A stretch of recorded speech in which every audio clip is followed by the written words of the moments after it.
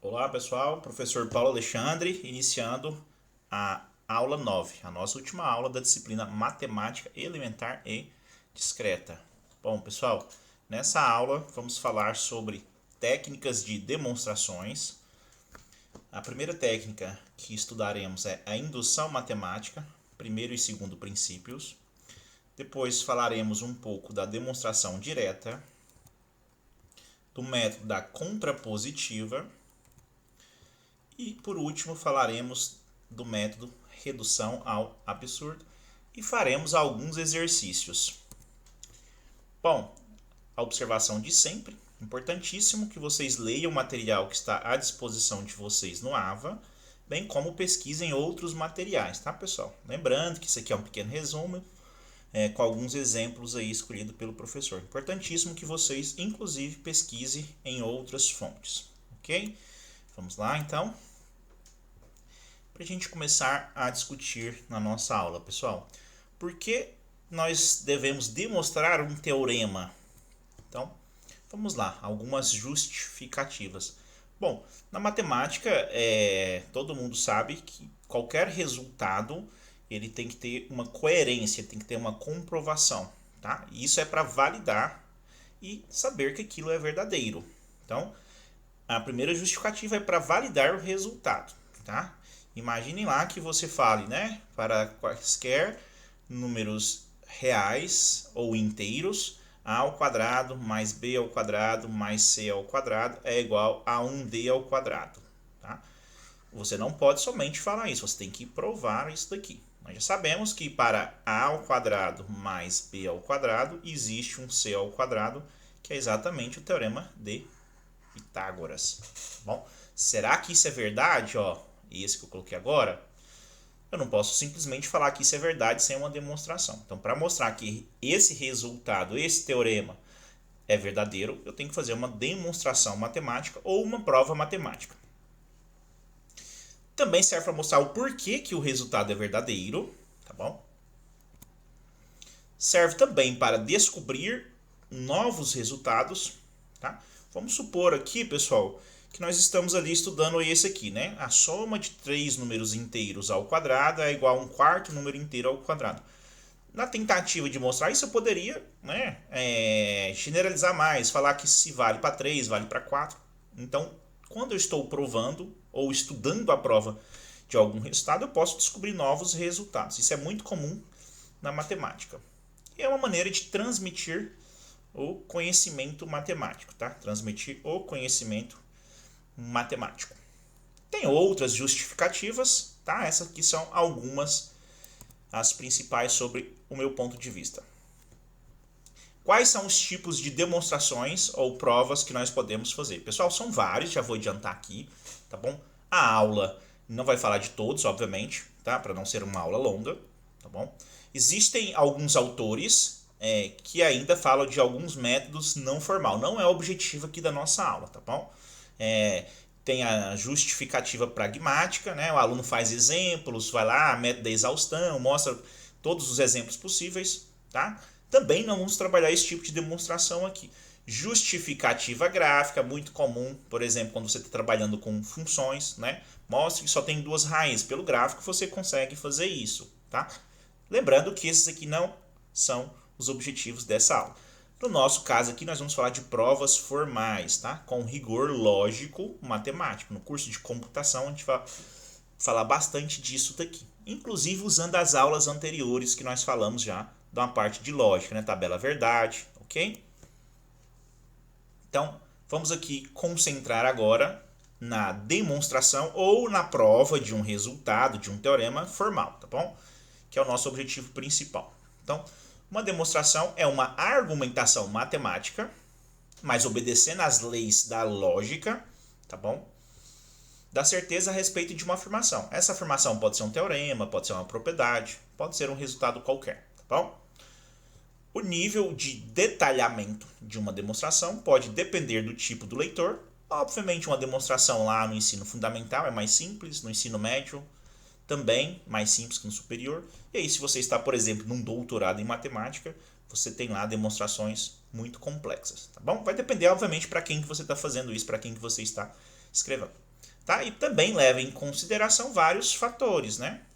Como o conhecimento prévio do leitor. No caso de vocês, por exemplo, da computação, nós já tivemos uma aula, 2 aulas, aliás, falando sobre lógica, ou, né, falando sobre a tabela verdade, sobre proposições, então isso já ajuda bastante. Vocês vão ver durante a aula, tá? A maturidade do leitor, né? Quanto mais você estuda, quanto mais você caminha, aí você vai tendo mais ferramentas para você conseguir usar a seu favor, tá bom? E obviamente o nível do rigor almejado, tá? Então aqui o primeiro exemplo de uma prova formal. Então, só exemplo, tá, pessoal? Não vamos nos apegar à demonstração. Isso aqui é de teoria dos números, mas só para a gente ver, né? A demonstração é mostrar que raiz de 2 é um número irracional. Algumas observações, pessoal. A primeira coisa, a gente tem que saber das definições, né? O que é um número irracional? Um número irracional é aquele número, nós falamos lá na primeira aula dos conjuntos, tá bom? Que nós não podemos escrever ele no formato de uma fração, né? Não podemos escrever ele no formato de uma fração, ok? Se for fração, ele é racional. Então, o irracional não pode ser escrito no formato de fração. Por exemplo, raiz de 2, a gente já sabe que é, mas não fizemos a demonstração. O número π, tá?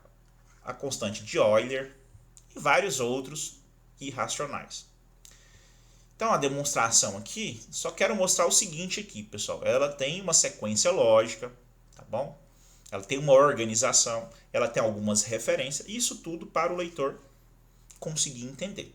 Tá? É um passo a passo. Eu costumo sempre fazer um paralelo com uma receita de bolo.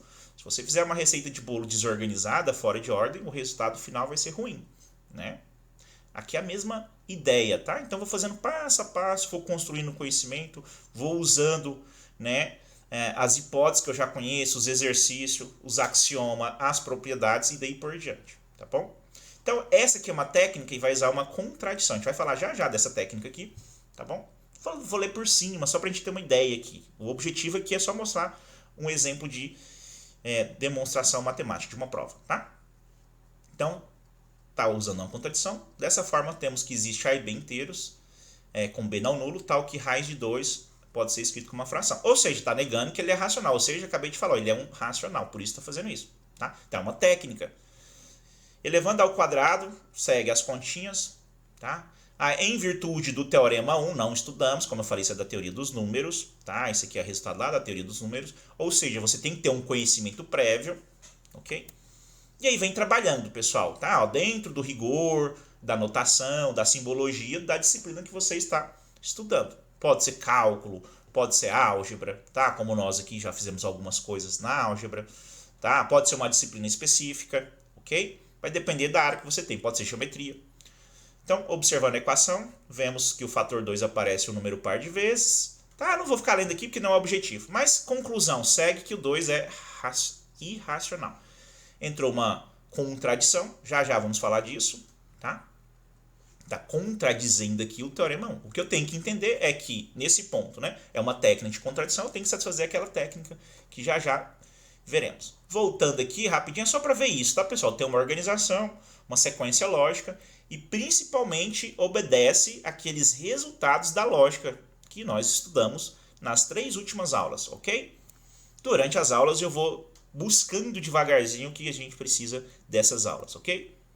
Então, o primeiro método, pessoal, método da indução matemática, ou princípio da indução finita, muito conhecido também como princípio da indução finita, tá bom? Aqui já tem uma imagem que serve de ilustração. A ideia, pessoal, vem de que se você tem uma fileira aqui, né, vamos falar no senso comum mesmo, para ficar bem claro, né, de peças, objetos, no caso aqui dominós, vamos imaginar que você empilhou.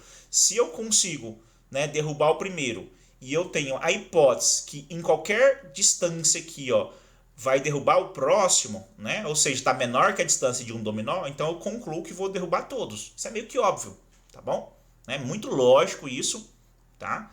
Eu consigo derrubar o primeiro e eu sei que a distância entre eles não é maior do que o dominó. Então é óbvio que vai cair todos, tá? É só uma analogia, claro.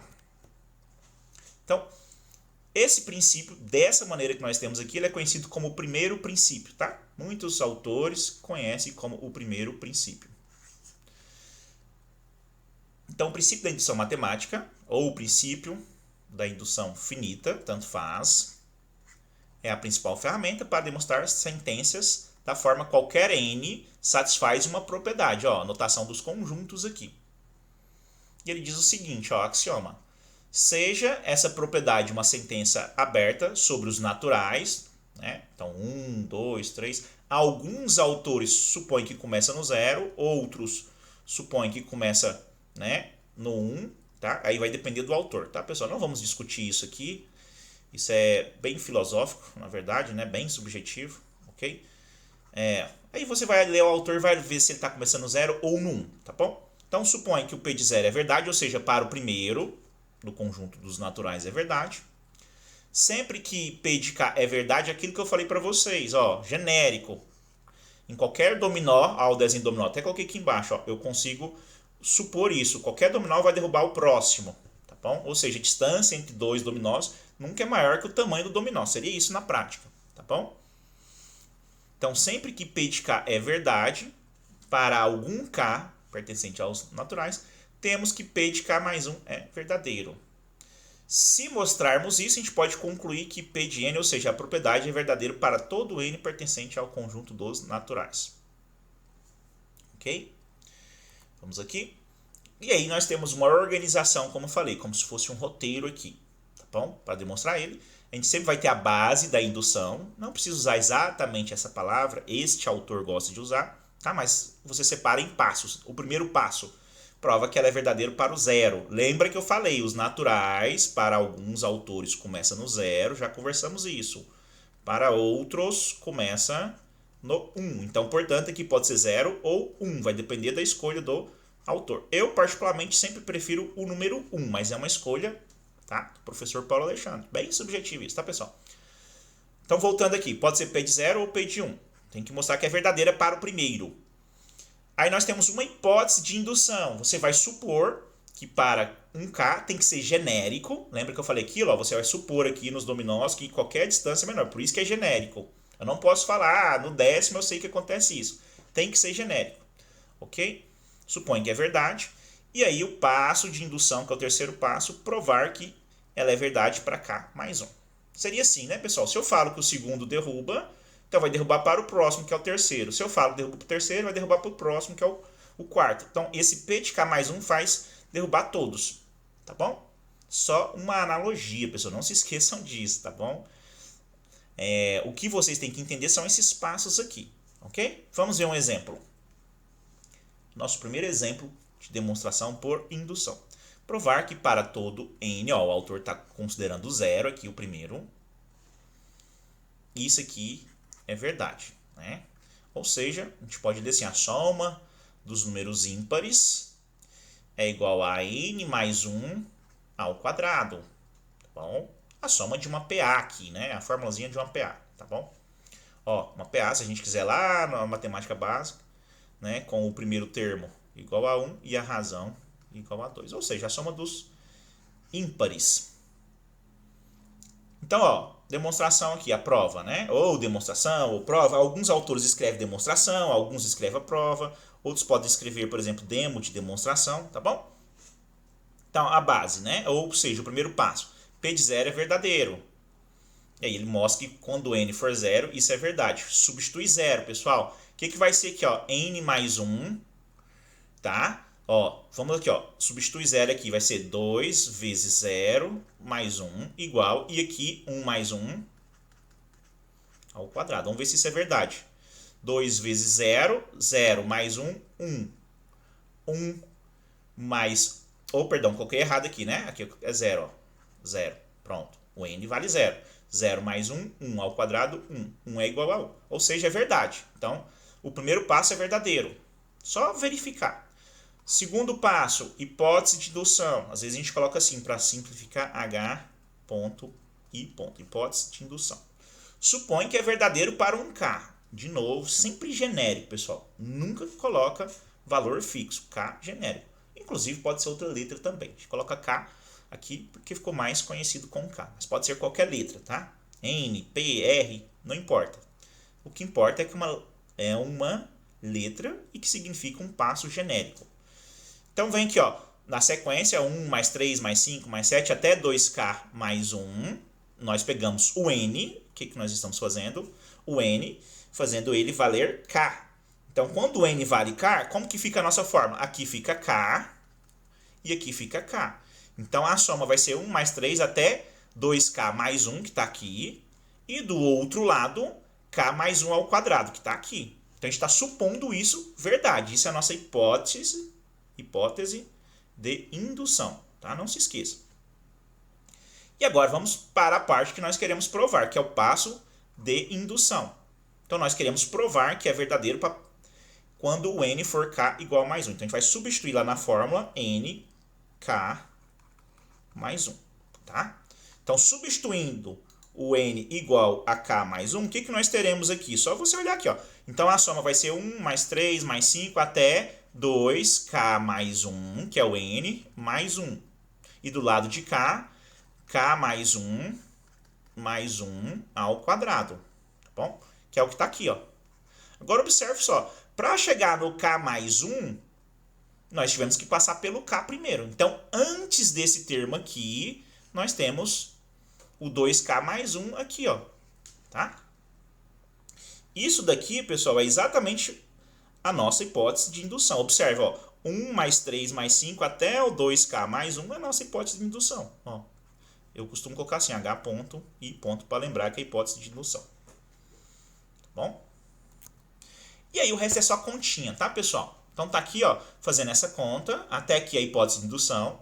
Nós já sabemos que isso vale k mais 1 ao quadrado, então tá substituindo aqui, olha lá, porque nós supomos que vale isso aqui, supondo que isso é verdadeiro, ó, estamos usando isso, tá?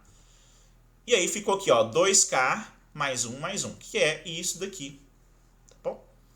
E aqui é só a parte algébrica, né? Só fazer as continhas, vai verificar que essa parte aqui é k mais 1 ao quadrado, tá bom? Só desenvolver as fórmulas aí, tá? Essa aqui é só aritmética pura, ok? Então isso fica mostrado que é verdadeiro o P para k mais 1. Quando o n for k mais 1 também é verdade. E aí você demonstrou que essa conta aqui, podemos falar essa forma, ou essa igualdade vale para qualquer n natural, tá bom? Bem simples. O que fica faltando aí, ó, depois vocês parem e façam as continhas aqui, ó, ver que isso daqui vai dar exatamente esse valor aqui. Só continha mesmo. A aritmética básica. Desenvolve o produto notável, que faz as continhas, e desenvolve esse aqui também, que você vai ver que é exatamente a mesma coisa, tá bom? O que acontece, pessoal? Seguindo aqui, em algumas demonstrações, em algumas formulazinhas, em algumas igualdades, nós não conseguimos mostrar a partir do primeiro, que o n pode ser 0, acabei de falar, ou 1, tá? Não consegue mostrar para o primeiro. Só vale a partir de um certo n. Por exemplo, aqui, ó, n ao quadrado é sempre maior do que 3n toda vez que o n for maior ou igual a 4. Não vale para 0, não vale para 1, mas a partir do 4 vale. E aí nós temos o caso geral, tá? O princípio da indução finita, caso geral, ou o segundo princípio da indução, tá bom? Não vou ficar lendo aqui, depois vocês vão ler lá no livro, mas o que vai mudar basicamente aqui na hora de demonstrar? Isso daqui, ó. Então, o princípio fica assim agora, ó. No lugar do 0 ou do 1, como eu comentei, você vai usar um n0 qualquer, que no nosso caso do exemplo seria o 4, tá bom? E aí vai supor que é verdadeiro para o k e mostrar que vale para k mais 1. Então só muda ali, na verdade, o primeiro passo, ok? Vejamos. Na verdade eu vou fazer um exemplo lá no final da aula, tá? Como exercício. Então não temos exemplo aqui nesse caso. Já fica aí, né? Quem quiser ir tentando. Depois, antes de chegar na aula, dá uma pausa no vídeo. Tenta fazer isso daqui, ok? Mas é como exercício lá no finalzinho. Eu vou fazer isso aqui, tá? É o último exercício dessa nossa aula que eu vou provar isso, ok?